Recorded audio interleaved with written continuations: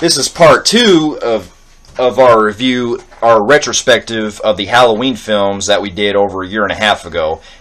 We apologize for any delays we've had for this video, or this audio commentary, or audio retrospective. A lot of personal things have happened, and we are just trying to follow up. We basically found this in his little sack of nostalgia little things that me and him did. We didn't think that we were going to do anything with, but now that he found it, we thought we can start giving you guys the ending slasher of the Halloween series, which we're going to start with H2O, and then we'll lead into other franchises later on in other films. Yeah, so now we already talked about the first 6 movies up until Curse of Michael Myers in our first part, so now we're going to talk about Halloween H2O 20 years later. Yeah. Now, a little backstory for this one. Originally, this film was supposed to be written by Kevin Williamson, the writer of Scream, and it was supposed to be a continuation of the 6th film. And the original plot was going to be that they were going to have, well, from what I read, was that it was supposed to be a continuation of 6, where Laurie Strode makes a reference of her daughter from the other movies. Yeah.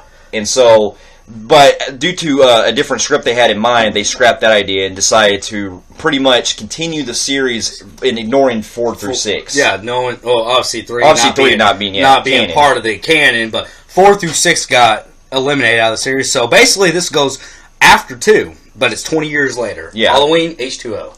And now pretty much you have Laurie Strode now living on her own, who goes by a different identity now. And Michael Myers, from what the story unfolds, is that his body was never recovered from the second movie, and now he is out for revenge on trying to look for Laurie Strode. And lo and behold, I really enjoyed H2O when it first came out. You know, I actually thought that for a slasher film in the 90s, it actually was pretty fun. You know, yeah. And we actually get a cameo from Joseph Gordon-Levitt in this film. In the very beginning, yeah. In the very beginning. But, and it was pretty cool and clever that they actually brought the nurse. Yeah, the same nurse from the first 2 movies. So the movie kept its nostalgia, which I appreciate. I love when they can actually keep the nostalgia so strong they can actually go and get other actors and actresses that played in the original. Yeah, they keep the continuity going, and also it gives a new idea that you can still make a sequel 20 years later. Yes, and you can bring in, if you're dedicated to the series, if you're a dedicated actor and actress, you would come back even if it's 20, 30 years. If you're doing well, if your health is good, you're able to do it. I mean, we see far too many movies that this year that they're franchises, they don't bring back the actors, even though they are referenced as playing that character. It's usually replaced. Exactly. And another thing, too, that I appreciated was the fact that, okay, we're seeing pretty much, it's more or less like a revenge of Laurie Strode, because as the story progresses, Laurie has moved to California, where she decided to have a new identity to escape from her past. Now, the film does kind of delve into some of the cliches that you typically see in some of the 90s films coming out. The jump scares. The jump scare. Well, not just that, but you can thank Scream for that. Scream was where we started to get more of the meta humor coming in, and this film does make reference to a lot of things like that. I mean, if you look at it, kind of it is like, because it's from the same time, not same years apart from the franchises of Scream coming out, but it looks like a Scream film. So it does. The visuals remind you of a Scream. Even though all the killer movies seem like that in the 90s. 90s has a certain tone to their films that you can tell. 90s. Early 90s. Yeah, you can tell. Well, you can even look at the box cover and look at it like, okay, the way that they have their faces on there, and they always put faces with the killer in the background in all our 90s. In all our 90s movies. Yeah. But anyway, this film really does, it seemed like it was good. It was good that they reestablished Michael Myers again, where he's kind of more mysterious, where he's kind of hiding in the background and shit. But also, you get a lot of post-traumatic stress disorder from Jamie Lee Curtis's role. She's playing, I like that because it shows the vulnerability. She went through hell with Michael Myers in the past. And the progression.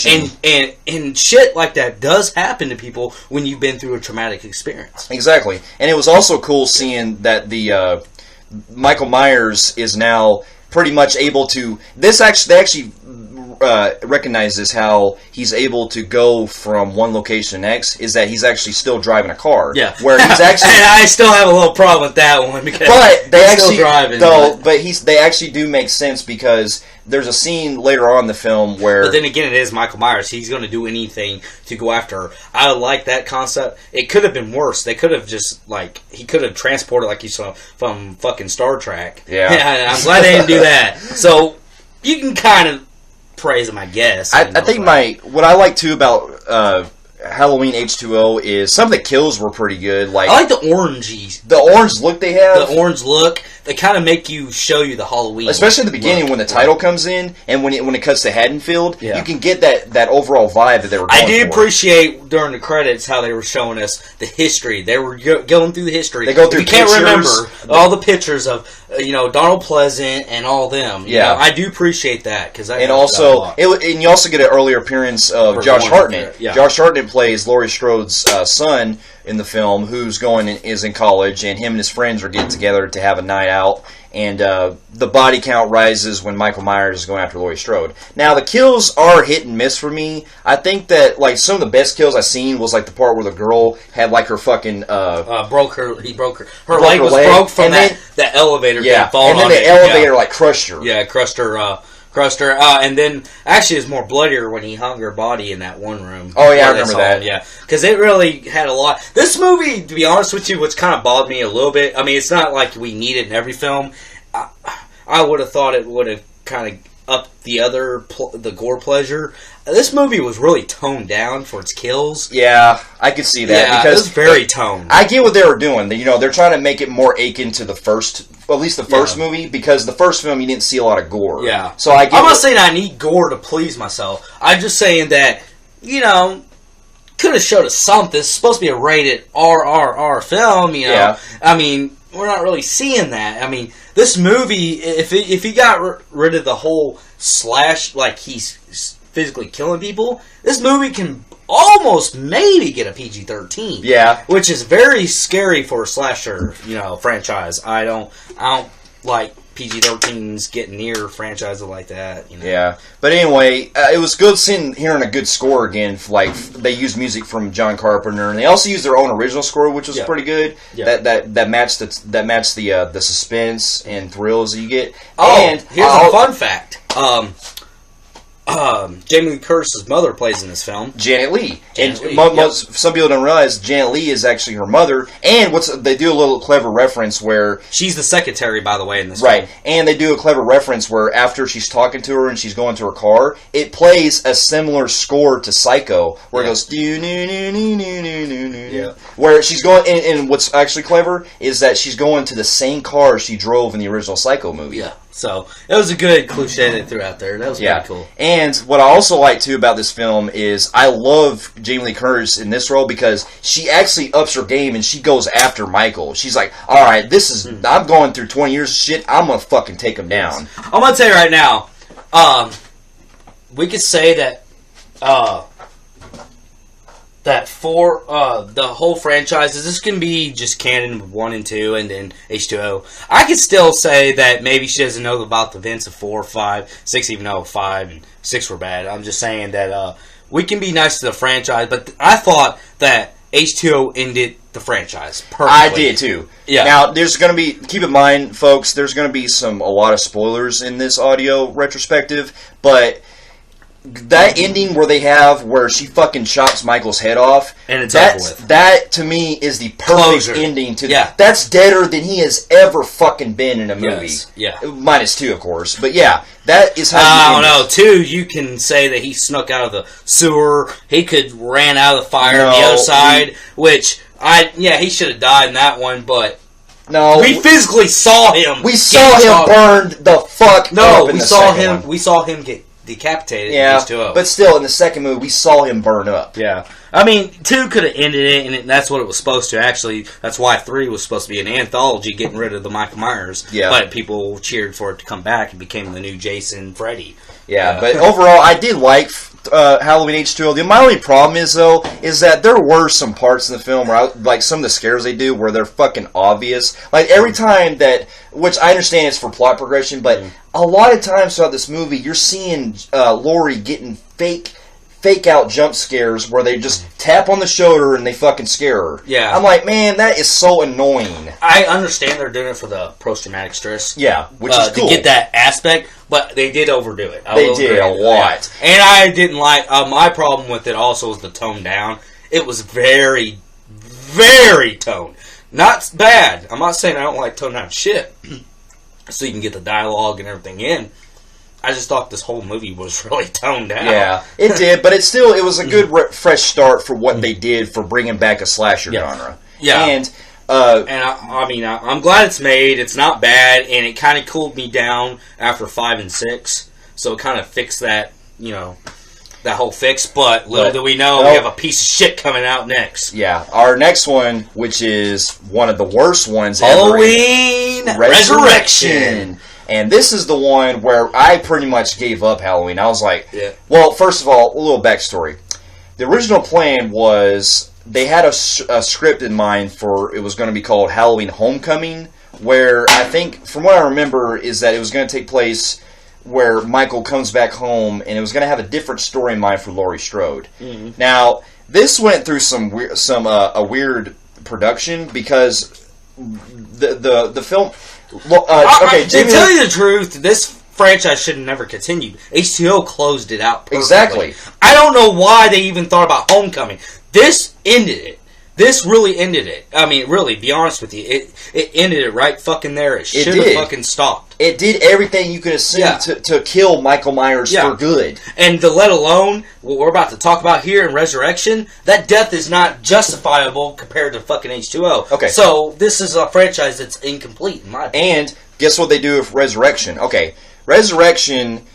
Jamie Lee Curtis came back on the condition that in the first 20 minutes that she'd have to be killed off. Yes. Which right there pisses me off because the trailer, if you watch the trailer of it, it shows, from what it looks like, it makes it look like Laurie Strode has a big part in the movie, where she's helping the kids. So basically what it is we start off with 2 nurses talking. They pretty much give us the whole story about Michael Myers traded off with a paramedic and crushed his vocal cords so he can't yell or scream, and then put him in the Michael Myers mask where he would escape, and then we would... Cool twist, but this movie was still pointless. But anyways, so we get that, and crushed his vocal cords, so that's how Michael survived. So now Michael survived that, but this is still years later from H2O, so what has Michael been doing this whole entire time? He's just been... we get scenes of him just standing outside of the clinic. Well, now... Jamie Lee Curtis has now been institutionalized in this film from what happened to H2O. She finally knew that it would never stop. She got institutionalized. Cool. Could be a cool concept if you're doing her battling him in the asylum, maybe? Yeah. I could maybe have said okay, but little do we know, not even 10 minutes in the film, she would be killed off. Which, that is also a weak death scene because... They build up to where looks like she's finally got Michael in control, where she's about to kill him and everything. But right when she pulls her off, they kind of cut away too, because when she falls down, from what I remember, that her death scene was kind of weird. Like she falls down, but what it was is something happens where he falls off the building. Give or take, I haven't seen this movie in so long. He stabs her. He stabs her in the back, but he falls off the building. And then he has her. He does that in her back, and she goes, "Go to hell, Michael." Mwah, kissed him, and then fell to her death. Yeah. And then they play some fucking soft music in the background, which there pissed me off. I was like, "Oh no, man! You just killed off our lead character." Yeah. Which takes the point that this whole series is about him going after family members. Mm-hmm. That he's trying to kill the curse of his family. So we're now. You're fucked the franchise up to where now he goes back home to where he wants to be in that house. And he's got no one to really kill because no one's really his family. And he has no one left. Yeah, nobody left. So now he's Jason Voorhees now. Yeah. And then we get to, after that happens, we get it to where the we cut to a group of college kids that are making they're wanting to do a reality show, if I remember, reality show on Michael Myers, which is cool in concept because this was, okay, I'll give it this. It is ahead of its time with the found footage genre, because before there weren't many found footage genre things, so I like this concept they have in mind. And to be honest with you, the found footage part of it with the whole thing wasn't too bad. That's actually clever. I will give them that. And the thing is I like this, and this could have been a potential original movie if they just not had to do a whole Halloween thing.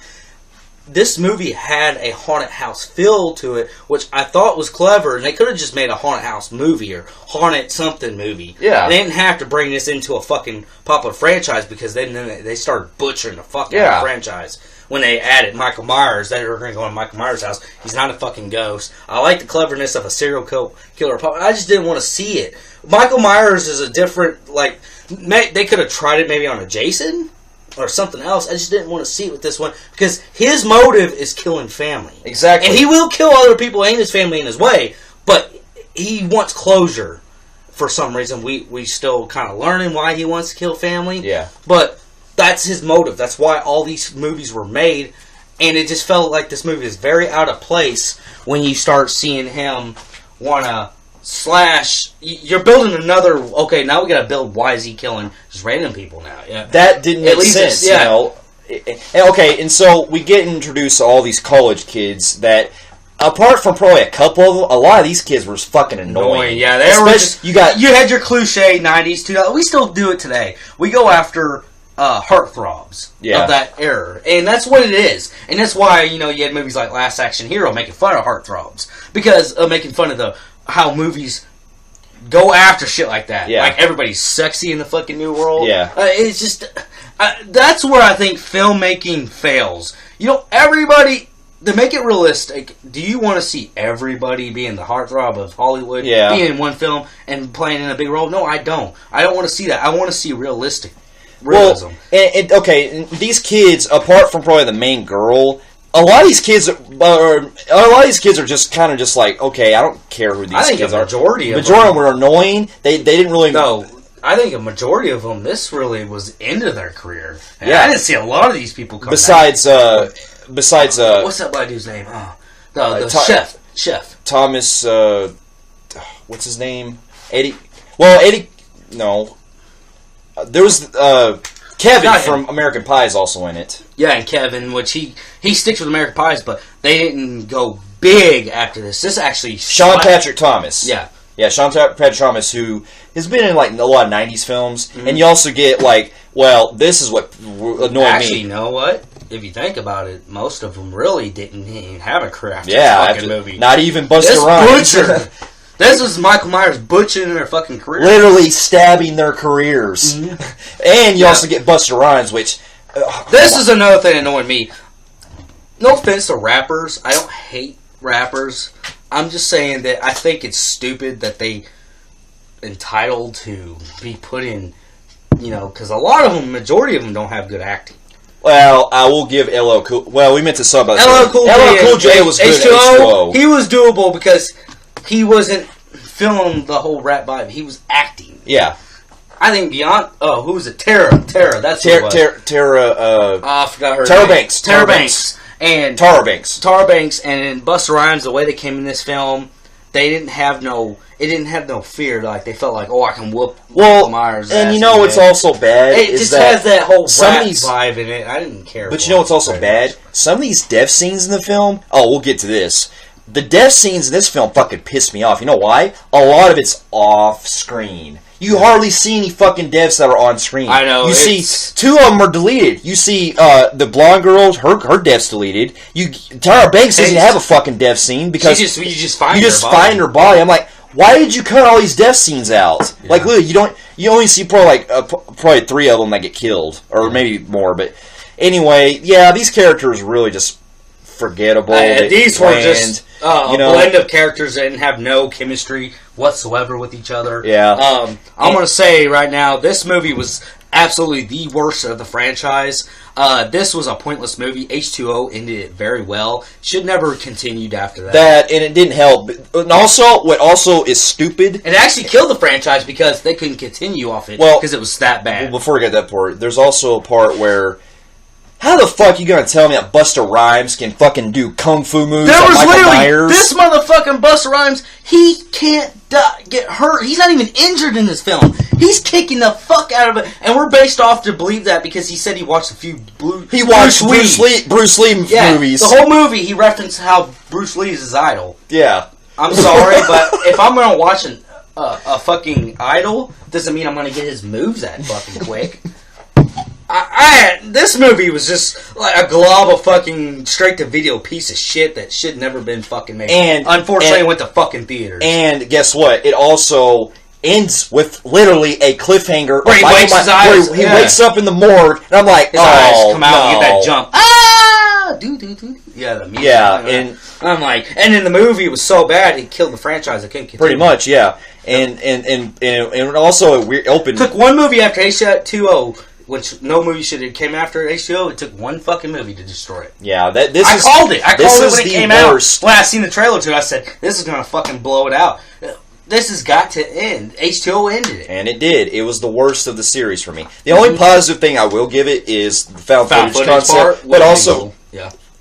I'm glad to be back in the house again. Yeah, it was cool seeing the house and how they're going through and they're seeing all the background, like how they see the baby crib and everything. That's cool. And also, I like what they were trying to set up with the whole idea of Michael, pretty much going back to his roots. Get back home. And then rare case, the girl was okay. The main girl, but other than that, this movie was a horrible glob, a piece of shit. Yeah. Should have never been fucking made.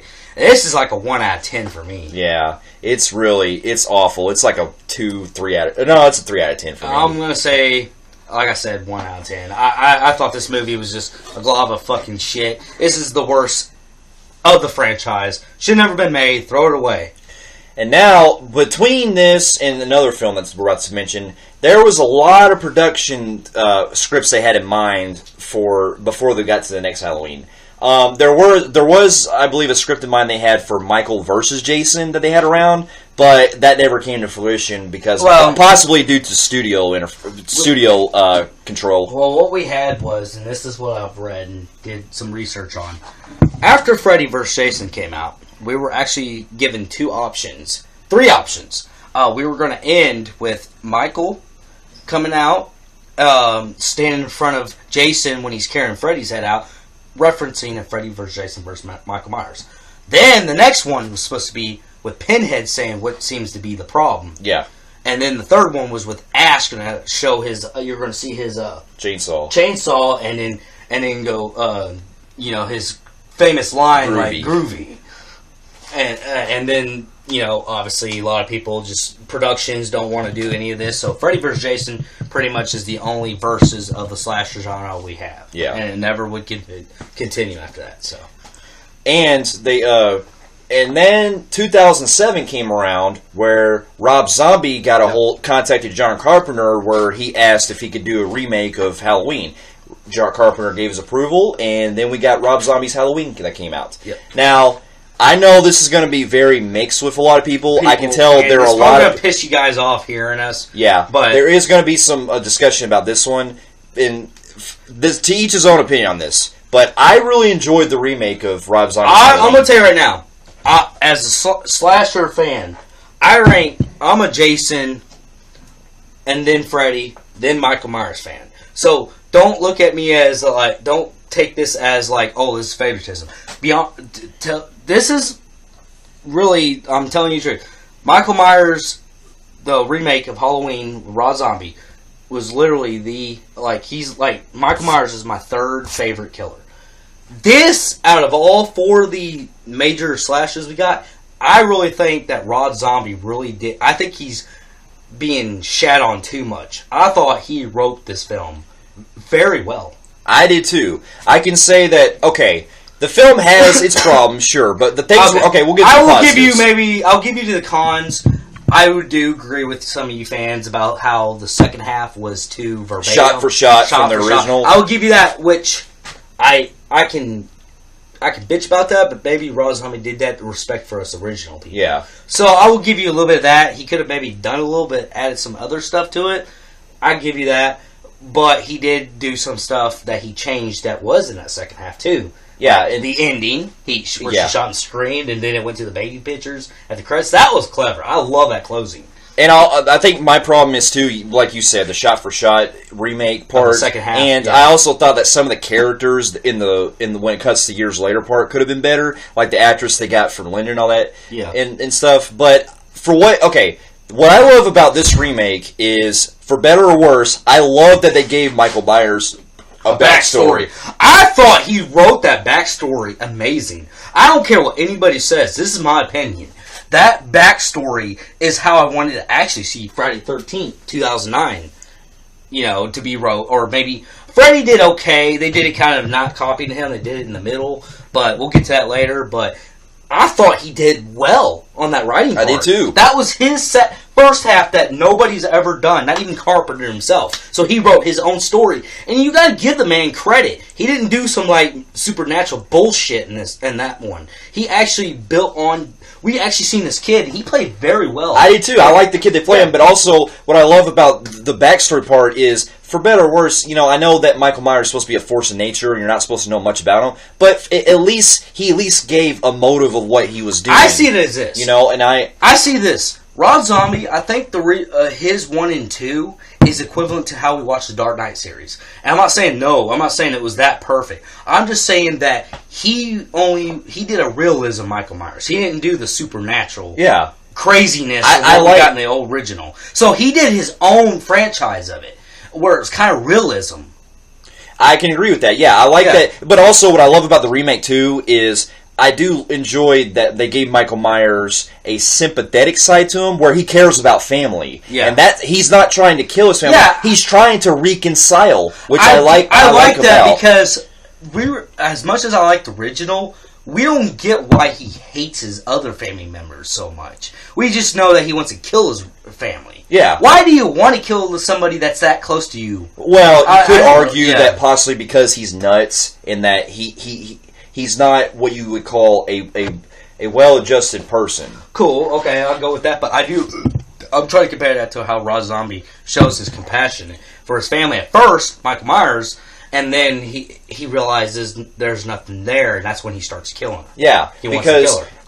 Because he thought coming back, the love will be there with Laurie, and it's not there because she doesn't... Well, because he took a vow of celibacy, or a vow of silence, I guess one of the things I probably could have seen, even though it would have changed the whole concept altogether, was if he would have talked as Michael Myers, maybe Laurie probably could have recognized things better. Yeah. But the fact that he's showing emotionally, which is good, I like that Tyler. He went mute. He showed emotionally through body language and everything. That's how you do a killer. Well, they say that a lot of psychiatric patients, not like all of them, but some can go mute. They go mute. They don't want to... Yeah. He's been so fucked in the head as a kid, he just went mute. Yeah. But I also love, too, the soundtrack, phenomenal. I thought he did a good twist on the main theme. Yeah, especially how... Well, the thing is that this one kind of overused a little bit the John Carpenter theme, but I still like the other tracks they add. Like, you get Don't Fear the Reaper, you get... Love Hurts. You get some other ones that are from the 70s. He did capture the Halloween look. He did. Yeah. He captured it very well with its visually. It was and you actually get to see Michael Myers actually when he's young actually going trick or treating. Yeah, Yeah, and I do like how he did that, and I like how I'm going to tell you this, guys, right now. I'm going to tell you what he did perfect. And I'm not saying I hate the originals. I love the originals. I'm not saying this is better. The originals are better. I'm just saying as far as the Michael Myers look, I love the gritty mask. And and a lot of people need to hear me out on this, because this is the one thing I praise Rob Zombie did. He got a menacing guy to play Michael Myers. I'm sorry, but a 5'10" guy does not scare me at all. This guy that played him is 7 feet.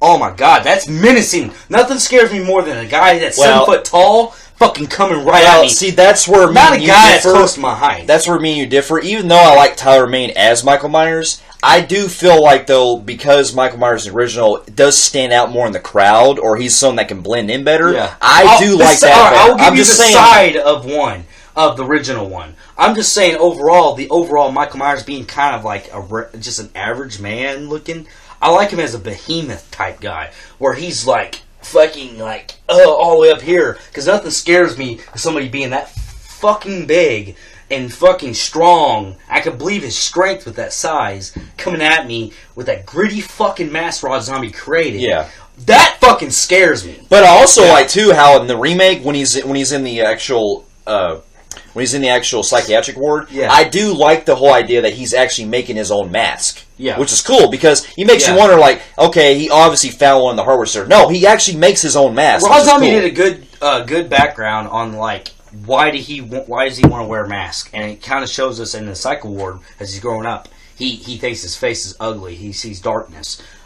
This mask covers my darkness, my ugliness. Yeah. So that's kind of a pretty clever writing right there. Yeah. So now we know why Michael Myers wants a mask. Yeah. That too, yeah. And I also enjoyed how though there is two different versions out there of the Halloween remake. Now, the only thing that I will say that the theatrical version did better than the director's cut, because there's an unrated director's cut. Yeah. The theatrical version shows him escaping, or where he breaks out with the guards carrying and he starts smashing them all. That to me I could buy, because in the unrated version it shows two ward. Especially, it's the guy, and one of them is Malachi from Children of Corn, and they're trying to rape a girl in the statuary, which to me that's a cop out because he easily escapes after killing those two guys. It's not only that; that's true also, but it shows that he had sympathy for the girl, which this is Michael Myers becoming soft-hearted. I do agree on that one. That was a really... I like how he knows... It shows his strength, how strong this guy is. It shows this guy is pretty fucking strong. And it shows him taking out the only guys that have him and captured. Exactly. Yeah, so I do agree on that. Yeah. And I also enjoyed the brutality in this one, too. Like, when he's killing people, you see a lot of brutal shit. When especially when he ties one dude up and he's cutting his throat. And then when you see another guy where he's... Where he's beating that dude with that baseball bat several times. And then he takes that one dude they usually have in most of Rob Zombie's films, the tall black dude. What's his name? Ken Forey? Yeah. I think so. I do like how he, him went at it. In the bathroom. Boom! And you see him slamming. Oh my god, that was good. Dude, that was a good fight right there. He's sitting there just slamming that dude, and it shows his what's interesting is that he's his size. They're the same fucking size. That's why I like. That's believable. Yeah. That's why I think that. Man, I'm gonna tell you right now, Rob Zombie's Halloween 1. I can see maybe you can have it mixed with 2, even though I kind of like 2. I'm just saying, 1. You gotta admit, we're comparing it to Friday 13, 2009's remake. The Nightmare on Elm Street's remake of 2010, I believe. Yeah, it is. We're comparing to shit like that. I'm talking about I'm not going to go through everything. I'm just talking about our main slashers. I'm going to tell you right now, like I said, Jason and Freddy is my favorite over Michael Myers. I'm going to tell you right now, I think Rob Zombie's Halloween did a hell of a lot better writing than these two those other two pieces of shit fucking remakes. Because I'm going to tell you right now, Friday 13, 2009, I'll get to that in another video, that movie pissed me the fuck off. Nightmare on Elm Street, I give it some core and some approval, but overall the acting was horrible and that piece of shit, and it was just not that good for me. So I enjoyed Rob Zombie's Halloween. I did too. Yeah. Now, because a little background. Rob Zombie's Halloween did successful at the box office, and so the studios were kind of wondering, like, okay, Rob, do you want to do another film? And he was like, well, I don't know about this one, man, because I think that I think the first one kind of ended on its own. But here's what I understood about the second one that they were going to do. Rob Zombie went up to the Weinstein brothers, and the Weinstein brothers actually said, Rob Zombie, we will do Halloween 2. We will fund, because at the time he was trying to fund Lords of Salem that was going to come out. He said, we'll fund you Lords of Salem if you do Halloween 2. So he decides to do Halloween 2 for that, from what I read. Yeah. And so we get to Halloween 2, which I'll be honest, like, I do like parts of it, but then there's other parts I don't like. So it's kind of a mixed bag for me, but it's not horrible. Yeah. Like, so getting into the story, we actually start off from the ending of part 1. Yeah. Where she's taken to a hospital, like we seen in the original, but little do we know we won't spend it at all in this hospital. It'll be a dream sequence, probably roughly. No, 15, I think it actually happens. No, it happens. Or it could happen. Well, it could be a dream. Yeah. It could be anything. But it's 15, 20 minutes of the film. We get that rushed out. But, so he can do his own story. But before we get into any further... So he does a backwards twist. But what I love. The first 20 minutes, I absolutely loved the build-up. The hospital scene, and when he's breaking out, I love that first 20 minutes. I do enjoy that. I'm going to tell you right now. The lighting, what he does in these films... I think he does perfectly with the brutality, what I wanted to see these other films. The brutality and the gruesome and the gore is fucking brutal. But also, what I love, too, it's well shot, because especially the parts where Laurie is running the rain, that is really beautiful and very atmospheric. The part that's really very grim and kind of looking, where it's all rain, where you see Michael Myers' mask like all in rain and shit. And wet. I love that. Yeah, I do, too. And I thought that was a good capture. Yeah. So then we lead into... After that, we don't know. I can't remember if it's a dream or if it was a past. I think part of it was real because she has the scars. She's living with Daniel Harris's character, Annie from the first one, which we didn't go into detail. And her father, Brad Dourif, plays the cop, the sheriff. Yeah.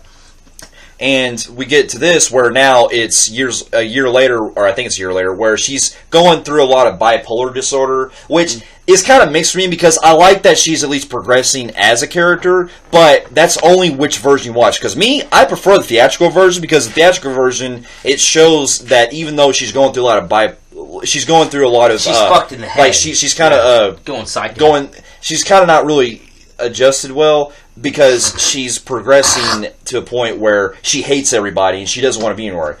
But they kind of tone it down in the theatrical version because there's an unrated version where she goes nuts on everybody. She's an ass. You hate her. You fucking end up hating Laurie Strode. Yeah.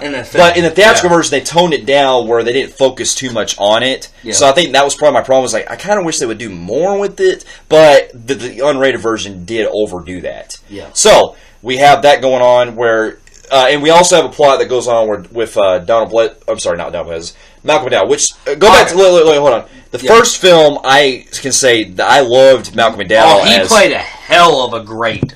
I loved Dr. Loomis in the first one. Dr. Loomis in the first one. He played. Oh man, there is nobody here who probably topped him. A+. Going into this one, I'm not going to blame him on this one because you can know that he can capture the character. Writing becomes an issue right here. I didn't like his well, he was really toned and not really used much. I guess that could be okay. 50-50 on. My problem with him is him being a fucking natural jerk-off. And he's, like, not even traumatized by the shit he's went through because he's known Michael Myers longer than her. And he's just, like... he's treating it like a fucking, like, a comedy fest. Like, oh, that was funny, you know, I'm just ignoring... I really don't like that. I mean, I thought... I can say two things. One, I don't like the fact that they pretty much made him to where he, much like Laurie in the unrated version, is pretty much an asshole, and he's a dickhead to everybody. But two, I can kind of forget that, because for one, I can see realistically that would happen to someone who's been through so much shit, having to study, because he went through 15 years training him, or trying to get him better, Michael Myers better, in the fact that he didn't do anything. I can see why he would go nuts over it. And then another thing, you know, he has, like, we get to the part where he apparently writes the story of what he went through with Laurie and all of them. This is a year later, and he's already got a book out, which is time-consuming, kind of throws you kind of off. Like, damn, you were able to accomplish a book not even a full year later. Well, anyways, his book kind of has some shit in it that Laurie was not supposed to know. Yeah. It's about her birth. She didn't know she was a Meyer until she reads the book. Yeah. He says some explicit bullshit that a lot of parents that lost their kid in the first one didn't like him saying, and he does turn into a kind of a dickhead because he kind of like people are getting that like he's blaming the kids for Michael Myers' craziness, which kind of really is bad writing on that part because Michael Myers or Dr. Loomis should know that it should never have been the kid's fault. You know how crazy that fucking bastard is. So to sympathize with the dude, and the second one kind of pissed me off a little bit. But for all its faults, so like Dr. Loomis is not. They went a step backwards with him, but I still like Malcolm McDowell's performance. His performance is good. It's just it's not his fault, dude. It's the writing. I know. Who wrote Dr. Loomis's character and how he's going to interact. But they do kind of reconcile it towards the end. They do, but I don't know, man. We had a lot of really pointless scenes with Dr. Loomis's because now he's in Hollywood, and you see a lot of cameos from real actors like Weird Al, which was some funny. It made me giggle. He's a like, little bit. "Oh, that's funny." He goes, "Aren't you in Austin Powers or something?" No. He said, "He's like, are you talking about the actor Mike Myers?" Yeah, I do like some of that. He is funny. It's clever, but I don't know. I thought this was a little weaker. I do love, and this is the movie I praise the biggest on. I've finally been asking for all the slasher mask genres to do this. We see the brutality of the mask. You see the mask torn from the gunshot. So he's playing like Two-Face. Like you see half of his face and half that. But a lot of people do complain that they didn't use that so much. He just goes ahead and just takes it off. Yeah, and he walks around. Though to be fair, that's more in the unrated version. You see a lot of scenes where he kind of looks like Rob Zombie. He has a whole beard. I'm like he looks like a hobo. No, he looks like a dude from Harry Potter series. Yeah, Hagrid. He does because he's a big goat. Like, never mind, it's just Hagrid. Yeah. So I do like maybe the brutality would have been. I thought that maybe it should have just been stuck with him with the mask on all the time. Yeah. Because this guy is a guy who didn't. They wrote it for like this is how it is. He was not supposed to take that mask off. He is addicted because he knows his ugliness. So then the second one, we're assuming that he's cool with it now. Yeah. I really thought that maybe they should have just left the half the mask I could see on. that. The whole seeing his face was cool, but I didn't think it was well needed. I could see that, but for what they did, I at least acknowledge that Zombie at least accomplished it with the fact that in 2, we see it what I also love, what I do like about 2 is I love the kind of woodsy feel they have, where they're out living in the cross country, and he's eating animals. He's eating animals. You see a lot of the progression Michael Myers is going through. Yeah. But the only thing, two things that did also make me upset. I was kind of really confused a lot throughout the film, like how the fuck why Michael Myers seeing images of his dead mom. Oh, okay. That me off. That is pretty much carbon copying Friday the 13th. It's that, but Rob Zombie, this is where he pisses me off as a writer, a director, a screenwriter, everything. This is where he pisses me the fuck off. I think he overuses his wife's too much because that's his wife, so he can write any way he wants to. And I think that he promotes her way too much in a lot of his films. I don't care. I'm not bitchy about it on his standalone films because those are just original. I have a problem with him promoting franchises, and that bothers me. I thought the whole seeing ghost bullshit was pointless. That should never have been seen in the movie. His wife should never been in the fucking film. To be honest, I would say the imagery that they used throughout it felt like he was trying to make. It felt like he was trying to turn a Halloween film into an artsy film. That's I think what he was going for. I can appreciate him having a vision where he's trying to do something completely different, because this is the only Halloween film where it feels really separate from the other ones, because even though it's set in Halloween, it did its own original story, which I commend for. I like that. I like that. Yeah, I do like him but also you get to see a lot of stuff that is Halloween related. Like you see parties going on that are Halloween. Yeah. You get to see a lot of what trick or treaters do. I at least commend this is a Halloween film. It's how did you feel about Laurie Strode's towards the end of the movie, where she's kind of being like a sex addict and well, that didn't bother me too much because I can at least see the progression they were giving her, because she's been through so much shit through that first year where it's time for her to try to recommend. Where she tries to later on. But the fact that more shit's coming out with Michael Myers, she realizes that stakes are higher for her. Yeah. But and this is going to be a big, well, not that it matters. I can say probably my favorite part of the movie is the most emotional death of all, Annie. Annie. When Danielle Harris dies... Because she's from the original 4. Well, yeah, Danielle Harris played the young Jamie Lloyd from the original 4 and 5. So when she dies in the film, I'm like, man, I almost was in tears. They actually did. He did write that little scene. That was my favorite part of the scene because he captured the emotions, but he did it where it was really silent with no.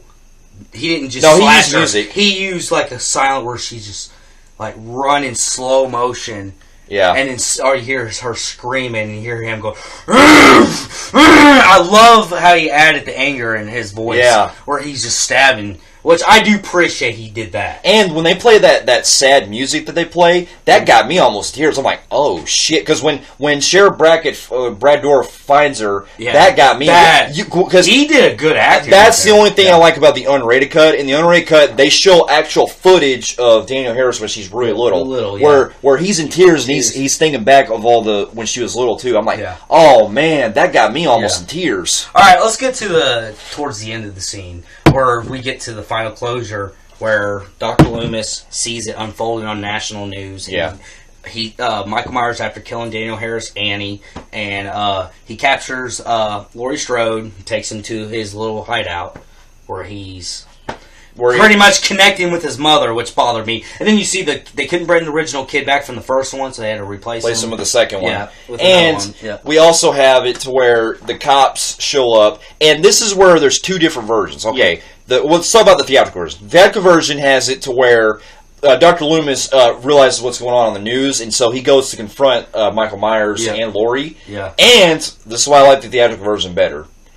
You see Dr. Loomis get fucking stabbed repeatedly in the face. I'm like, holy shit, that is the first time you have ever seen Michael literally go out and rage fucking killing Dr. Loomis. And he closes his character, because he doesn't need to be in every film. That's what I'm saying, So you see him get stabbed fucking like so many times. I did like that. And that was brutal too, the way they bloodied his face up and everything. Yeah.